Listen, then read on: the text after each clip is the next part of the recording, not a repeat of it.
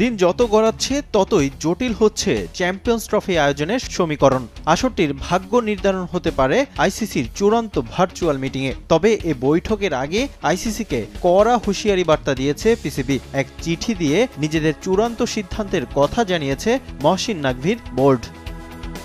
ভারতের আপত্তিতে পাকিস্তানে গত এশিয়া কাপ হাইব্রিড মডেলে অনুষ্ঠিত হলেও চ্যাম্পিয়ন্স ট্রফি নিয়ে কোনো আপোষে রাজি নয় পাকিস্তান ক্রিকেট বোর্ড। সেই সঙ্গে আইসিসির বৈঠকেও যেন হাইব্রিড মডেল নিয়ে কোনো আলোচনা না হয় তার জন্য আইসিসিকে অনুরোধ করেছে পাকিস্তান। আমি কথা দিচ্ছি পাকিস্তান ক্রিকেটের জন্য যেটা ভালো সেই সিদ্ধান্তই আমরা নেব। আমি সার্বক্ষণিক আইসিসির চেয়ারম্যানের সঙ্গে যোগাযোগ রাখছি। আমরা আমাদের অবস্থান নিয়ে পরিষ্কার। আমরা খেলতে যাব, কিন্তু তারা আসবে না এমনটা হতে পারে না। যাই হবে সমতার ভিত্তিতে হতে হবে। এদিকে নিজেদের অবস্থান পরিবর্তনে নারাজ বিসিসিআই। কোনোভাবেই পাকিস্তানের মাটিতে ম্যাচ খেলতে রাজি নয় ভারত। তবে ভারত সরকার থেকে কোনো নির্দেশনা পায়নি পিসিবি আইসিসির নিয়ম অনুযায়ী যা জানানোর কথা আয়োজক বোর্ডকে। তবে এসব আনুষ্ঠানিকতা পূরণ করেনি ভারত। যা আলোচনা হয়েছে সবই হয়েছে মৌখিকভাবে।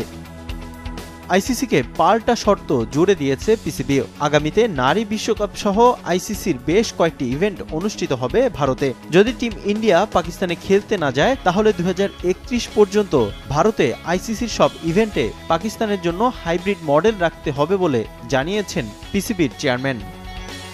এদিকে পাকিস্তানের সিদ্ধান্তকে সমর্থন করে সামাজিক যোগাযোগ মাধ্যমে পোস্ট করেছেন পাকিস্তানের সাবেক অধিনায়ক শহীদ আফ্রিদি। এই টুর্নামেন্টে আইসিসির নিরপেক্ষতা বজায় রাখা উচিত বলে মন্তব্য করেন তিনি।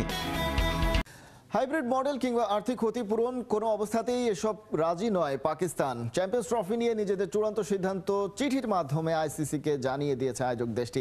চ্যাম্পিয়ন্স ট্রফি নিয়ে শুক্রবার আইসিসির সঙ্গে বৈঠকে বসার কথা পিসিবির। তবে তার আগেই আইসিসিকে কড়া সিদ্ধান্ত জানিয়ে দিয়েছে তারা।